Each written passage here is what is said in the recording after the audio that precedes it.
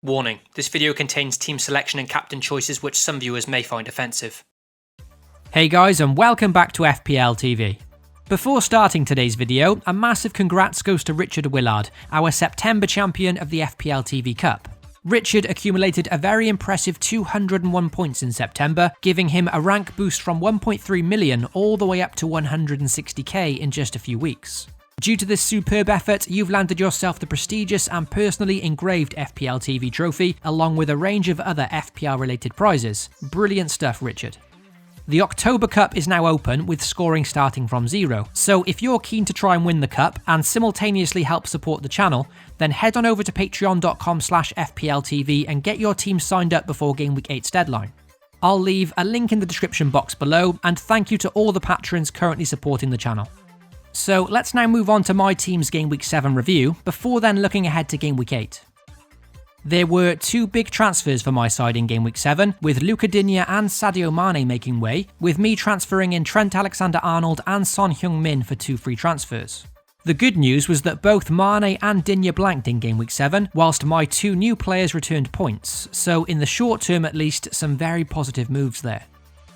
Overall, it was a very solid performance from my squad this week. I may not have had any massive double-digit hauls from anyone, but 7 of my 11 players returned points.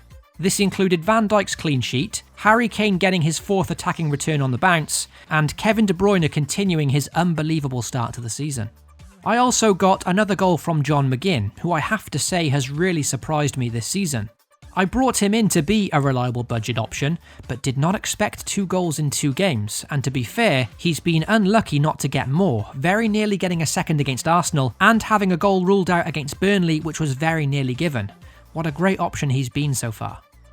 The best moment of the game week for me though was finally ending the barren spell of captaincy blanks for me this season, with Raheem Sterling bagging that 1 goal against Everton. There was a massive sigh of relief for me when that goal went in, as it had been exactly 50 days since my last captaincy came through, when Salah scored against Norwich in Game Week 1. Not that I was counting, of course. Hopefully it's a sign of things to come for my side now, and like I keep saying, that 14 points from Sterling last week turned an average score of 49 into 63, which changes the context of the game week completely, again showing just how vital it is to get the captaincy right in FPL.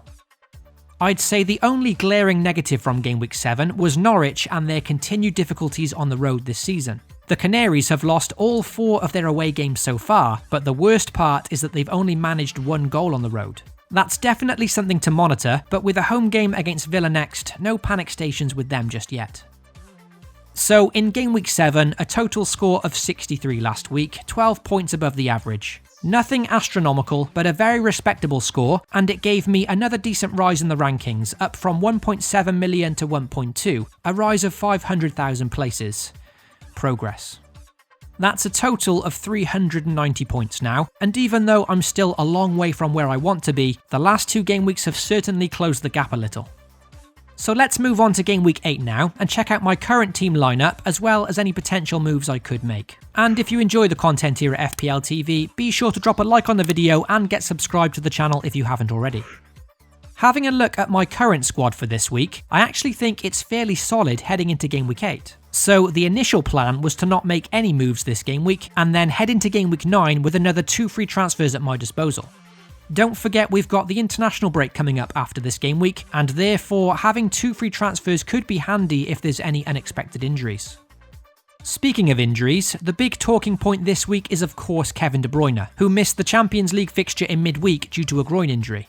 By the sounds of things, it doesn't currently seem a serious problem, but it could see him miss Game Week 8's fixture at home to Wolves. Hopefully we'll get a bit more clarity on this closer to the game week deadline, and with 2 weeks of recovery time during the international break, there's a chance that he won't be out for that long in FPL terms.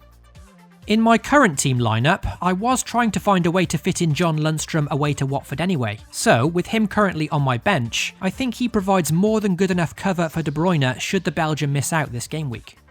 Fielding John Lundstram would also allow me to continue with the plan to hold my transfer this week and then take 2 transfers into the international break. Hypothetically though, if De Bruyne's injury does happen to be worse than expected, could that make his teammate Riyad Mahrez an alternative and exciting differential for the next few weeks? The Algerian hasn't often been an FPL option for City in the past, with his starting place always in doubt. But now, with him playing exceptionally well to start the season, and with injuries to De Bruyne and Leroy Sané, does this give us further assurances that he'll start most games now? Man City play 3 of their next 4 games at home against Wolves, Villa and Southampton, so at just 8.5 million, and given how well Mahrez is playing, what an option he could be for a cut price 8.5 million. Elsewhere in my team, as mentioned, Pukki and Cantwell are at home this week, so I'm more than happy to give them another chance against Villa, as the Canaries have managed to score 8 goals in 3 home matches so far. This means there is a slight conflict of interest in my side this week, with Tom Heaton being in goal. However, Aston Villa do play Brighton at home the following game week, so I don't think I'll be burning a transfer on him just yet. For my captain in Game Week 8, the idea initially was to hand the armband to the consistent Kevin De Bruyne, but given his injury news now, Raheem Sterling seems to be the straightforward alternative. Firstly, he was rested during Man City's Champions League fixture in midweek. He came off the bench in that game and managed to bag another goal, which now takes him to 3 goals in 3 games in all competitions, so he's really starting to hit form again now.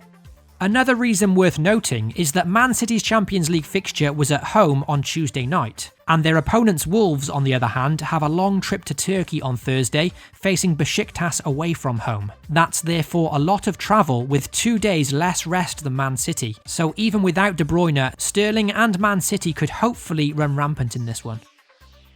Other considerations include Pukki at home to Villa, who has scored in every home game so far, as well as Son and Kane away to Brighton, as I'm sure Spurs will be very hungry to respond after that 7-2 humbling to Bayern Munich. And that's how my team currently lines up for Game Week 8. As always, this isn't the confirmed final team, so if I do decide to make any changes, I'll post them over on Twitter shortly before the Game Week deadline. I wish all of you watching the very best for Game Week 8, FPL responsibly, and I'll catch you all soon.